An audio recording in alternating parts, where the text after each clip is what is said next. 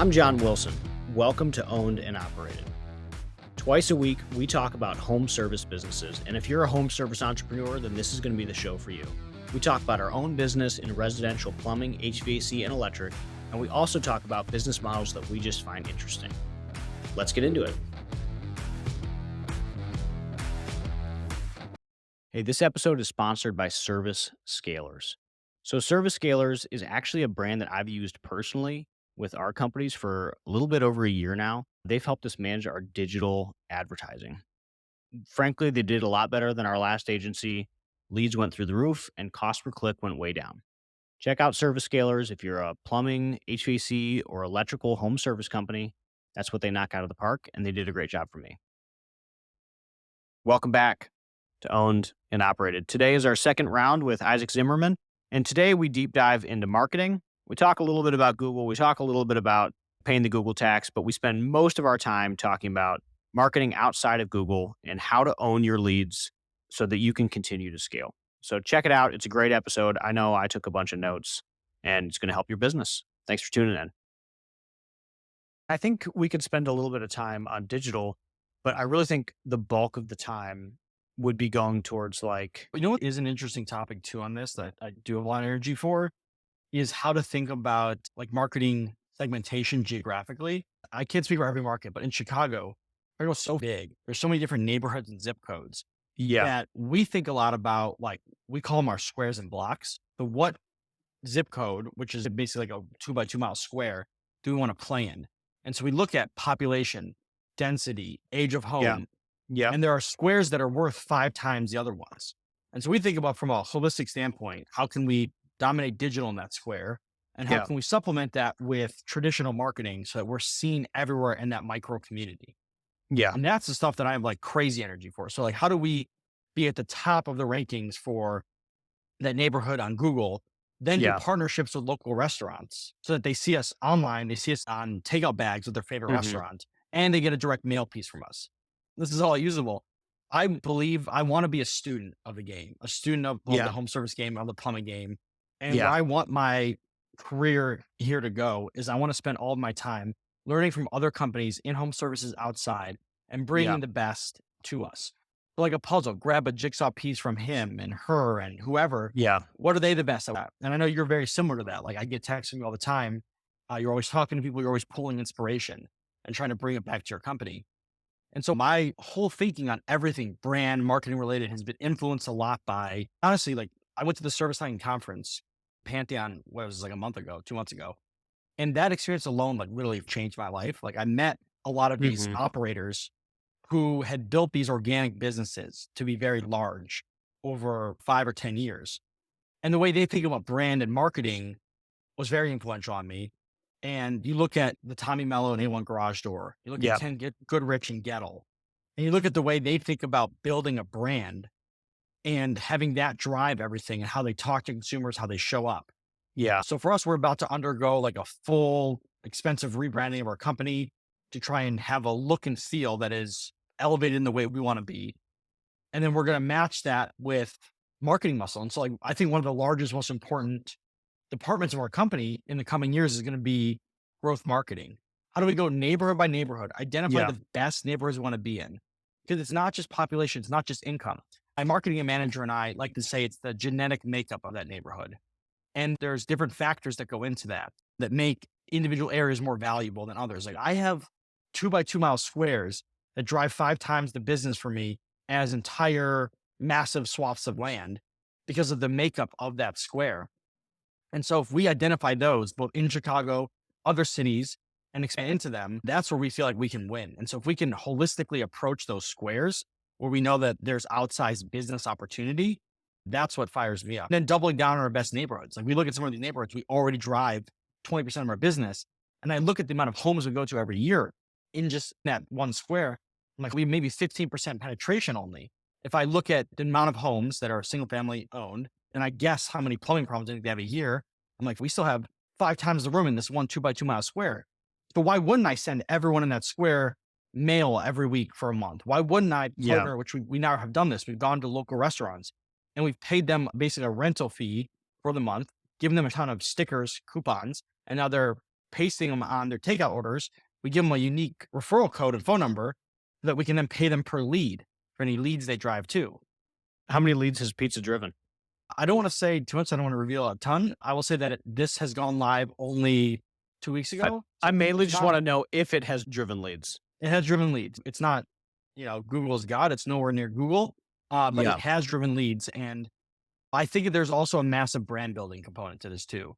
Like I've talked to people who have worked at, let's say, like Gettle, for example. Yeah. And like a big thing that these companies do when they enter market is they think about it as like, I don't want to use their words, it's like a weird derogatory word, but they basically try to flood the market.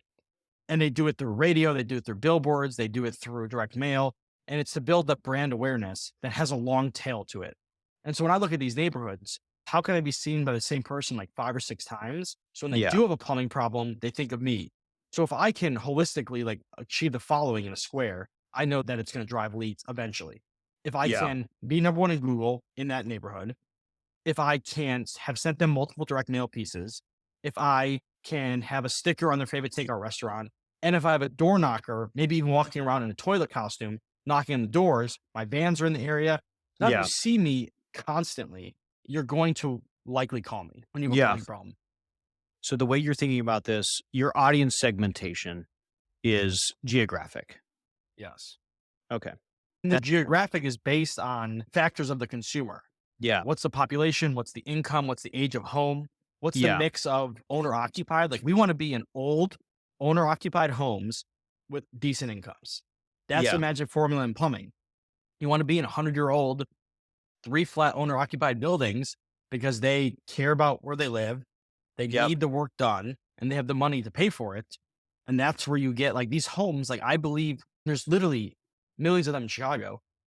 They're worth, you could debate it, but I think it's 100,000 plus over the course of a 30-year time frame with the amount of work that has to be done across their plumbing and drain systems. And that's just vastly superior than being in a neighborhood full of new construction homes. Yeah, I agree. When we're thinking about audience segmentation right now, we're very new to this, and you know this, but I'm saying this for the audience.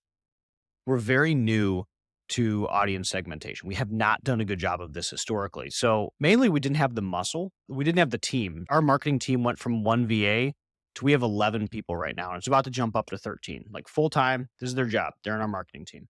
Different aspects, like some creative, some very like fulfillment, like Right. focus, like LSA grading. Like that's a part of our marketing team. Call grading. That's part of the marketing team.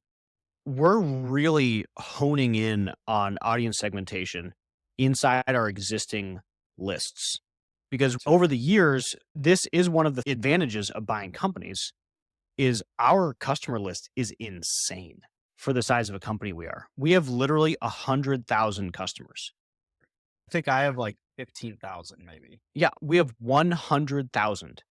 So the way we're thinking about so much of our marketing now is like, yeah, we've got Google, it's doing its thing over here. But over here, I have 100,000 people who have spent money with me already. Right. I've got their contact, I've got their email, I have their cell phone, I have everything I need. So what we're doing is we're designing this. Gold mine. Yeah. And like 100,000 people is insane.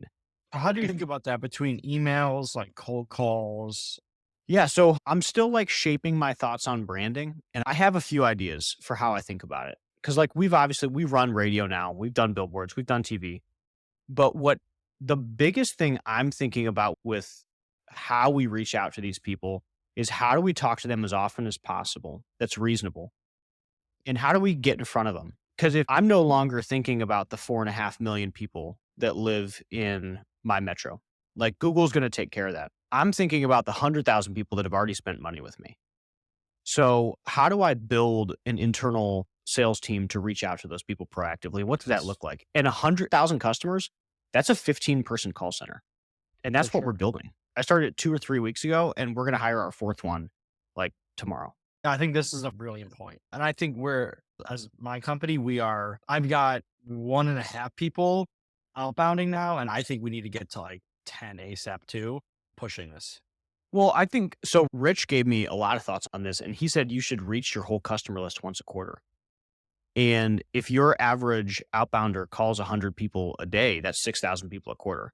And I have 100,000 contacts, and it's growing every day because every time we get a new customer, every time someone puts their data into anything that we own, that list grows. So now we're really putting a lot of energy into list ownership and like data accumulation in a way that we've never thought about. Like we've never really had to care about emails. But like what you can do with that, aside from just cold calling them, is like, hey, that mass market marketing, you don't have to put that on TV or billboard anymore. You can just retarget those 100,000 people and you can follow them on Meta.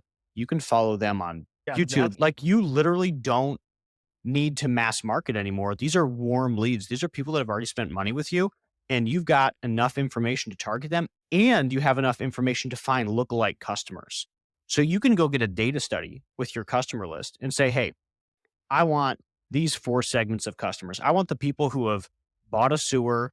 I want the people who have bought a tankless. I want the people who have bought a membership from me. And I want you to identify what's the customer profile so that I can go into Meta and I can drop these 1,000 data points. And then I can find more people that look like my 20,000 people that are my ideal customer. even those 100,000 people. How are you retargeting them across multiple channels? So let's say you have somebody who spent money with you, you have their phone Yep. number, name, email. Are you targeting them with Facebook ads or something like Yeah. that too? The answer is yes. And I'm going to avoid going too crazy on this. We're still working on this, but like 100,000 people is enough to create some really interesting segments inside our own customer database where we're still like pulling on those threads. So like I want to target people who have done drain cleaning in the last year and I want to send them a specific message. And thinking about how you put that message in front of them is like a lot of where our brain's going right now. I think if you're a home service company, if you're a really successful one, this should be one of your biggest departments. Marketing in all Yeah, aspects should be like so focused. Like you should have your field team full of people doing this stuff and having this conversation. 100%. I mean, yeah, 15,000 is not 100, but like 15,000 is a lot of freaking people. Like Yeah. that's insane. That's more than enough. I think we all just get caught up in this like, oh, let's go to Google. Let's do this. It's the laziest thing that everyone does. It's And if you do lazy, but something it's that everyone also else like, does, what is cost for customer acquisition? And can we reduce it? And I know that everybody tells you, like, yeah, go spend 10%, go spend 12, go whatever, you're in scale mode. 100%. But you know what would be a better use of that $1,000,000 of overage is 200,000 going into this because you're retargeting people that have already spent money with you. how do you think about membership? So the biggest thing that I think a lot about that we're like going to be pushing in hardcore now, we've not been good at in the past, is how does all of this stuff feed into memberships? Because personally, like strategy wise, my number one focus our North Star as a business is we need to drive our preventive maintenance program. We need to drive our membership program. Yeah. So all of Yeah. these things so that we own a home, own a customer, get off the Google rat race, get Yeah. off the SEO rat race, get off all the rat races and just Yeah. have a relationship. Yeah. I think you're going to struggle in that capacity more than I am simply For because sure. I have the other trades. So, A like great us being able to come in and offer HVAC, plumbing, and electric, that's a big value add. And that's 4 visits a year for us. I don't know what it would be for just plumbing, but that's 4 visits a year for us. So, like that membership program to me, 70% of our revenue every day comes from members. That is wild. My number is probably 5%. Yeah, 70%. Our Actually membership wild. program is insane. Now, granted, we also sell a lot of memberships. We sell 10 to 15 a day. Like, we're killing the membership game. But so much of our membership, of our day to day revenue, is driven by members. So I love that you said that, which is a criticism of us, but I agree with it. I think it's our biggest limiter for memberships as a pure play plumbing company. Yeah. What we have tried to design now is we know that our plumbing program has to be so good and produce so much value that someone's potentially willing to have the membership we have plus another company's membership for their HVAC or electrical side. Yeah. And so we've tried to build in an inordinate amount of value. And the program we are now launching, I think, is a lot of the way there to try and do that. It's still for sure going to be a hurdle, but I don't know, maybe naively, I think we can do it. I don't think it's going Yeah. to be as easy, but I think we can get thousands of members. And I guess like my evidence of it is like there's 15,000 people that have Yep. called us for plumbing problems that theoretically could have these three trade memberships and be going with those companies and they're not. Most of the people we encounter actually don't have another membership. So if they have no membership and we have a great plumbing membership, the sales opportunity is there for us. Yeah. How are you thinking? Like, as you're saying that, in my mind, I'm like, how could I build more value in my membership?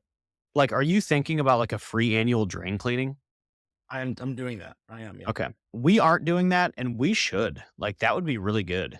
I am willing, I want to break even on my membership program by pricing it at enough of a price and putting enough value into it where I can go 3, 4 times a year, perform a lot of different services. And first of all, have dedicated maintenance techs that are at a lower expense. Have them go to your house 3 or 4 times a year, do a plumbing tune up, do a free sewer camera inspection, do a free water heater flush, 10% off, water tests, water quality testing every year, free interior drain cleaning. Yeah. If we're already in your home for one of those preventative visits, we have a special menu of super discounted things. Like we'll do your toilet flapper for basically nothing, little things like that. We are going to be adding water sensors into our package. So have it be smart. So we can put a underwater heater in different areas of your home. So you're notified and we're notified when there's a leak. And I eventually pair that with water shutoff. So we can shut off the water to your home. Yeah. Winterize your home by disconnecting the hose bib. So we've built in, honestly, like what we think is a ton of value into $29.97 a month Yeah. that we think, because I just know like we have very little members. I don't know, 400 that we've legacy had. But those members we have spend a crazy amount of money with us. When they have a problem, or even when they don't, and we offer them preventative solutions, they spend money. And so when I see that, for me, it's not about making money in the monthly fee. It's about owning that customer, owning that Yeah. home. And what we have to then start investing in even more is appreciation for them, whether it's raffles, little gifts, bringing them coffee. Like we want to have a elevated member experience and bet on having those relationships with these homeowners rather than trying to make money from them through their monthly membership or on that visit. I just want to be in and own as many old homes as I can. Yeah. I think that's good. A big Good. part of it is getting the technician to push it. So one of the biggest things we're going to be investing in Yeah. is our sales incentives around memberships. So it's going to Yeah. be a daily sales leaderboard for memberships, monthly prizes of TVs, quarterly prizes of going to a Bulls game or Bears game, Yep. and then yearly vacation packages for the top sellers. So we'll take you to Vegas for 3 days and just have our entire company oriented around selling these. We also, pay money for every membership that they sell. Yeah. Same thing with Yeah. 5-star reviews. So just, pushing the sales incentives around memberships, combining that with what we think is a program that adds real value. Yeah. I'm into that. We're still getting like one, just so much of our money is driven out of memberships. But I think we provide a valuable membership to people. The 4 visits a year, safety check with electric, plumbing walkthrough. I think we're going to add drains. Like that's slick. Because that alone, I don't know why we haven't done that before. That's solid. And if you have, a lower expense technician who does that for your members, you can do it in actually a very cost effective way, offering one of those a year. And like, look, if it's a sewer, they have to have an outside clean out and you put some parameters around what you're willing to do. But it just makes sense. And like, we'll see if I eat my words. I look at a lot of larger companies with tons of members and I look at their programs and I'm not impressed. I don't think they actually add that much value. And I pushed ourselves over and over again, and we're going to keep doing it. Like an inspection is not value for a consumer. You have got to perform free services as part of your membership. Yeah. And I agree. And I think like that's really shaped how we handle an electrical. So it's an electrical safety inspection for the home. But when you actually get out there, they spend like 2-3 hours like inspecting out of that house. We deep dive. They literally open every little box on the wall. They make sure that everything's connected properly. They pop open your panel. Like it is a real safety inspection. And I think that provides a ton of value for customers because that's what they paid us for. Like they were concerned about the electrical safety of their home. Like that makes sense. And frankly, I am too. Like I'm an old home and like I don't want it to catch on fire. Yeah, I think you're right. I think just like make it thorough, make it good, provide a lot of value. Now I'm just like, man, we need to be doing drain cleaning. We just added water safety inspection to our plumbing for the same reason because it's like, man, people are concerned about that. Yeah, it So costs like $1 or something for a test strip. Why would you yeah, not just test for like people yeah, care about lead, people care about yeah, contaminants. Like yeah, it costs you yeah, nothing as a company if you're already in the home. So I don't know. I Yeah. think we're going to keep trying. I want to push the envelope of what Yeah. people are doing. And I feel like we're just getting started on that. Yeah, I think so. I think the only plug I'll give for like extra trades is it is a lot easier to explain value That's true. in an extra trade. Cause like I look at Chris Hoffman's membership and I'm like, dude, that is a good freaking membership. And they're charging like an extra 5 or 10 bucks a month than me. I'm pretty sure they have drain cleaning in there. Like, that's great. That's amazing. And they have appliance. That's a valuable peace of Percent mind. executed multi-trade protection plan, membership plan has more value than a single trade one.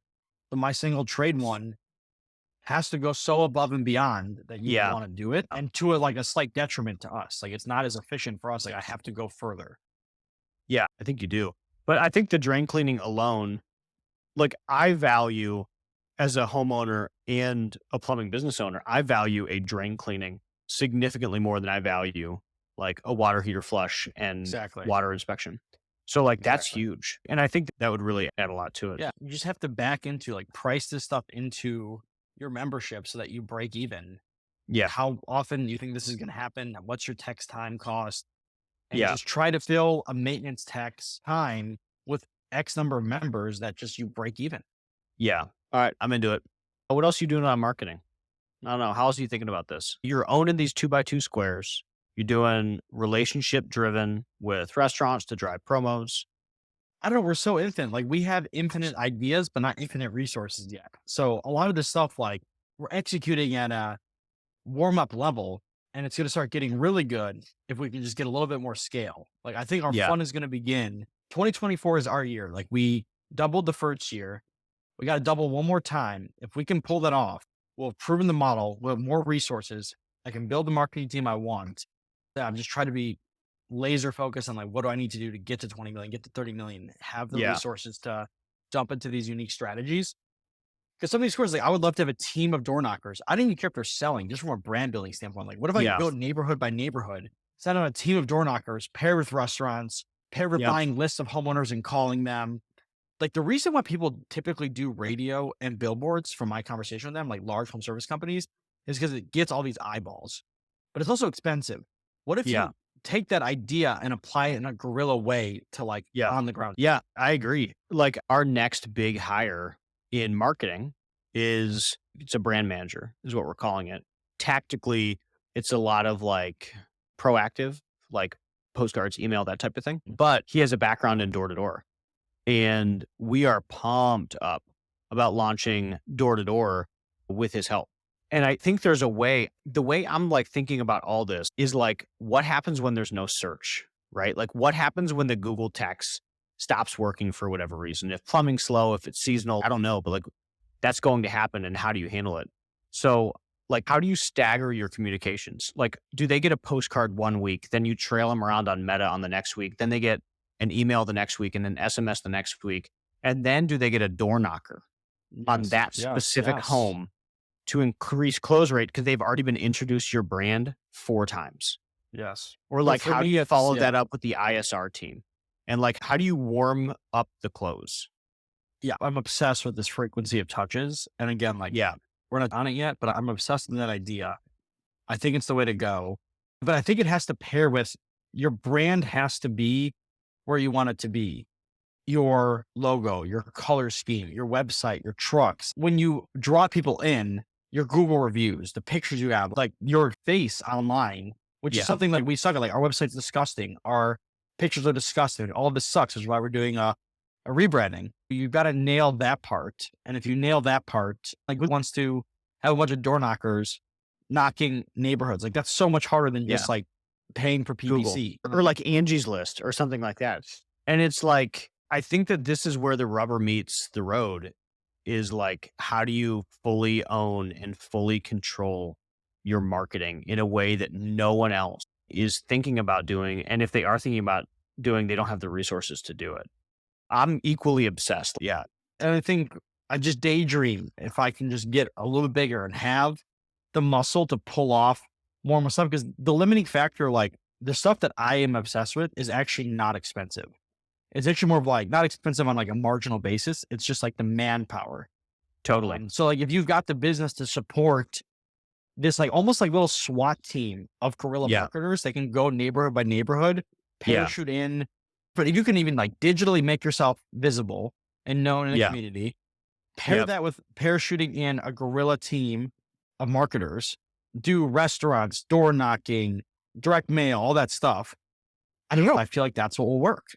I think so too. And all paired with a digital presence. But I think everybody got too digital, and that makes the opening in anything non-digital a lot easier. And What I frankly, think- digital is not even working for most companies anymore. Like all these companies should have an idea that Google is God. I think it's just like, oh, the weather's bad, or oh, the economy's bad, or whatever. And it's like, what else have you tried aside from Google and Angie's List? And if Right. that's all you're trying, then like, please keep trying it. And what are you doing even on Google? Like, how do you drive reviews Right. to your pages? How do you think about expanding your service area online? Like, Yeah. what are you doing that's not, What everyone else is doing. if you want to be successful on Google, you need to be able to drive reviews. And you drive reviews by getting your technicians to ask for reviews, which means you have to Yeah. incentivize them. Yeah. And then you also drive reviews by having an internal function, whether it's outbounding, whether it's using Yep. service time to send a follow-up survey, whatever it is. Like, if you can drive reviews, you can win Google. I agree. Our like current obsession, and now I'm looking for it to see how we're doing, but like we're aiming for 100 reviews a week. And that's like so vastly outperforming. There are multi-million-dollar companies that have been around for 20 years, $3 million companies that have like 200 reviews. If you Yeah. could drive 100 a week and just Yeah. dominate, and then you combine it with better SEO and just dominate digital channels, like you're going to beat these other companies. So we're up at 40 a week, and we started at like, we were at 15 when we began the process. And that's just the past month and a half of like, okay, how do we make this more seamless? How do we make this better? How do we get our review generation to be a lot higher? Yeah, like tripled. That's sweet. The way I think about incentivizing, like what we're going to roll out, we pay for reviews that our technicians get. We reward them for that. It shows quality work, but sales incentives around that too, which is like, how do you have a leaderboard of reviews generated and have prizes for that? So I'll Yeah. send someone to Vegas. Like if you get the most reviews in a year, I'll send you to Vegas for that too. Like that's so valuable to my business. 100 5-star Google reviews on a GBP is ridiculously valuable. Like people don't actually understand how much that's actually worth.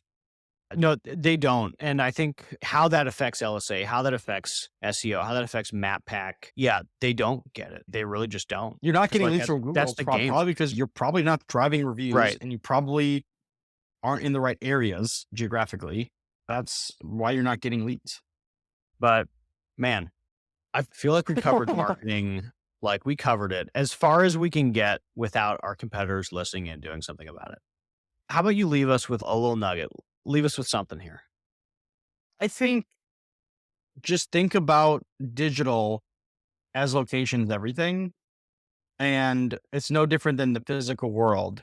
And you've got to be digitally where your customers are in various ways. And you've got to own quote unquote more shelf states digitally.